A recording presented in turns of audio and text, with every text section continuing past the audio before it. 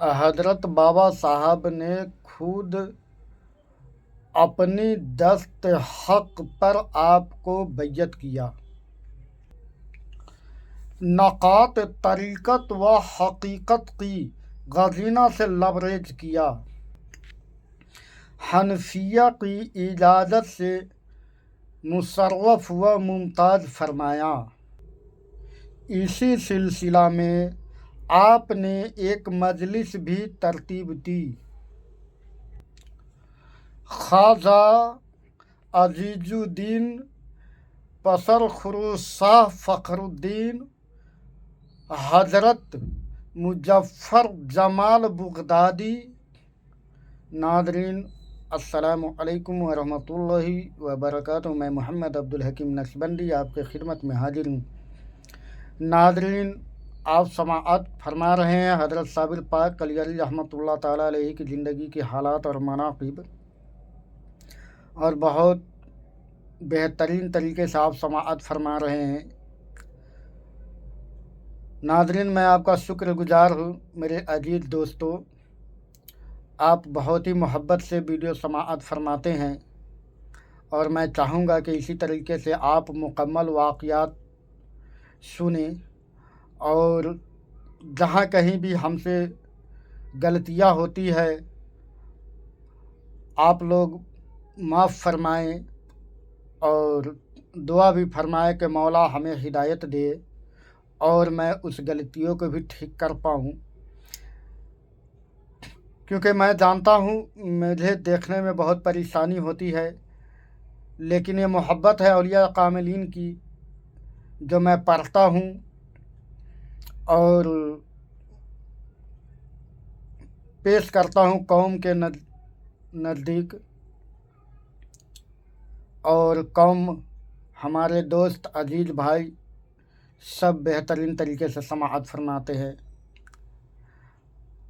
ناظرین، تو اس سے پہلے ویڈیوز میں آپ نے سماعت کیا تھا 25 شوال کو بعد نماز عصر بروز 5 دسمبر کو ان بزرگان دین سے مزید روحانی طور پر وابستگی اختیار فرمائی۔ آپ نے یہاں تک سنا تھا، اب اس کے آگے آپ سماعت فرمائیں۔ اعوذ باللہ من الشیطان الرجیم، بسم اللہ الرحمن الرحیم۔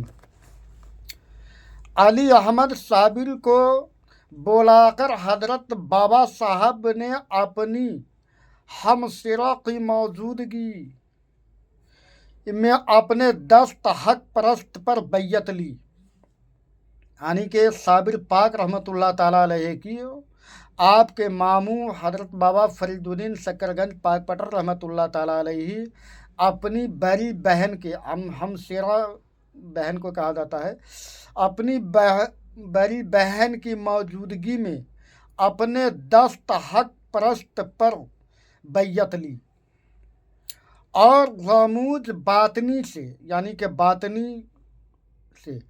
باطنی سے آگاہ فرما کر سینہ بیقینہ کو اسرار معرفت کی خزانے اور نقاط طریقت و حقیقت کے غزینہ سے لبریز کر دیا، یعنی کہ سینہ کو منور کر دیا، مقام و مراتب سے نواز دیا،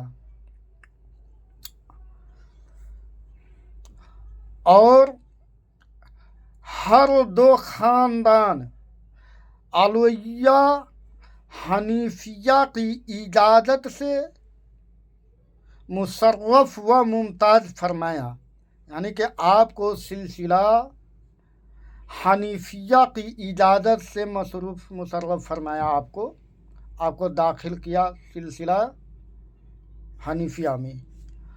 اور اسی سلسلہ میں آپ نے ایک مجلس ترتیب دی، یعنی کہ آپ نے اپنے بھانجے کو مرید کیا، مقام و مراتب سے بھی نوازا، ان کے سینے کو بھی روشن کیا، اور اس میں روشن میں کیا کیا ہوتا ہے اولیاء کاملین جانے، ہم جیسے ناچیز کو کیا پتہ، बस रोशन एक नूर होता है। अब वो कितना दिया मामा जाने, कितना मिला भांजा जाने, हमें क्या पता। और इसी खुशी में बाबा फरीद गंज शकर रहमतुल्लाह ताला अलैहि ने एक मजलिस रखा, और उस मजलिस में कौन कौन सी शख्सियत है और सिलसिला में कौन कौन सी शख्सियत है, उनका कुछ इसमें ग्रामी मैं यहाँ पढ़ता हूँ, आप समाअत फरमाएं।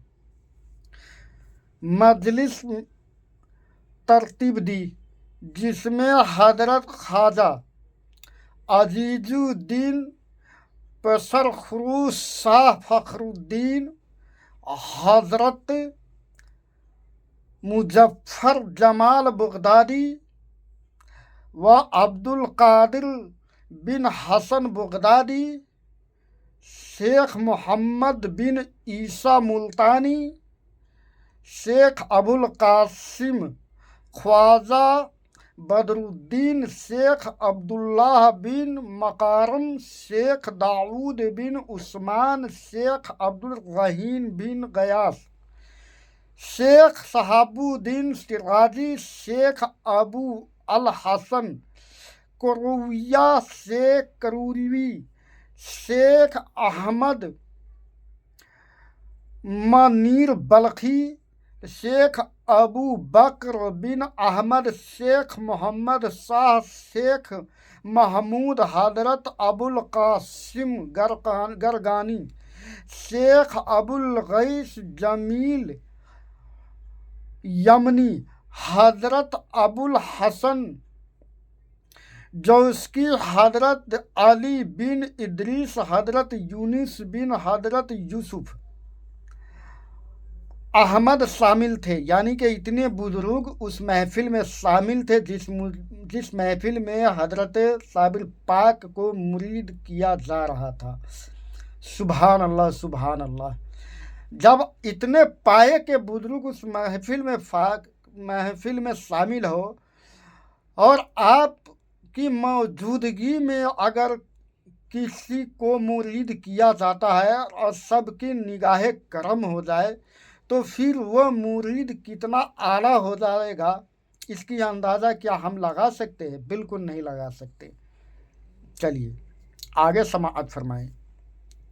अहमद शामिल थे और जबीहुद्दीन बिन रुकनुद्दीन सिस्तानी, सौदागर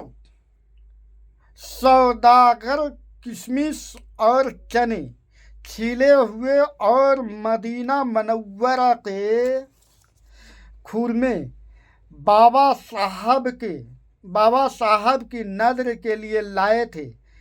यही सब सामान बाद फातहा के सबको तबरुकात तकसीम किया गया और हजरत अली अहमद साहब साबिर ने भी अपना हिस्सा नोश फरमाया। यानी कि एक बुजुर्ग थे जिनका इसमें ग्रामी था जबीहुद्दीन बिन रुकनुद्दीन सिस्तानी, यानी सिस्तान के रहने वाले थे। सौदागर थे वो, सौदागर किशमिश और चने खिले हुए और मदीना मनव्वरा के खजूर बाबा साहब की, यानी बाबा फरीदुद्दीन की, बाबा साहब की नजर के लिए लाए थे। यही सब सामान बाद फातहा, यानी फातिहा किया गया, फातिहा के सब को तबरुकात बांटा गया और हजरत अली अहमद साहब साबिर ने भी अपना हिस्सा नोश फरमाया। बेला बुजुर्गान दीन से आपकी नियाज मंदी थी और तबरुकात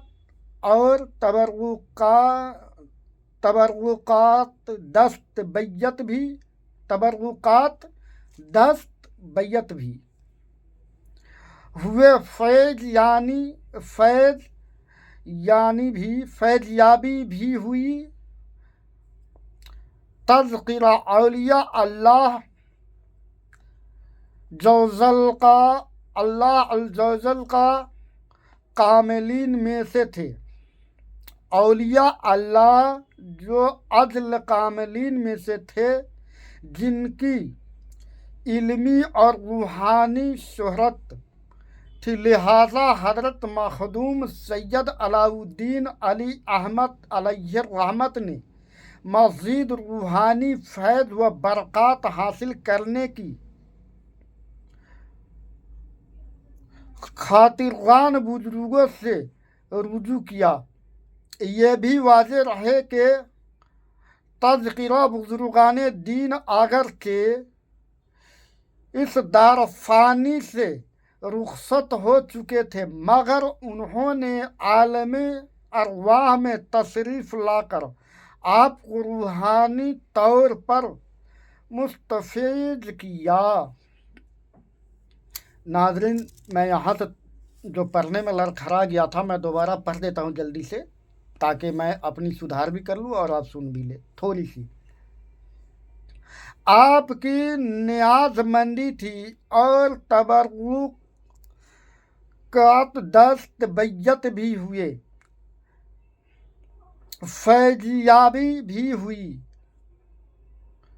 اولیاء اللہ جو افضل کاملین میں سے تھے، زندگی علمی اور روحانی شہرت تھی، لہٰذا حضرت مخدوم علاء الدین علی احمد علیہ الرحمت نے مزید روحانی فیض و برکات حاصل کرنے کی خاطران بزرگوں سے رجوع کیا۔ ناظرین، السلام علیکم ورحمۃ اللہ وبرکاتہ۔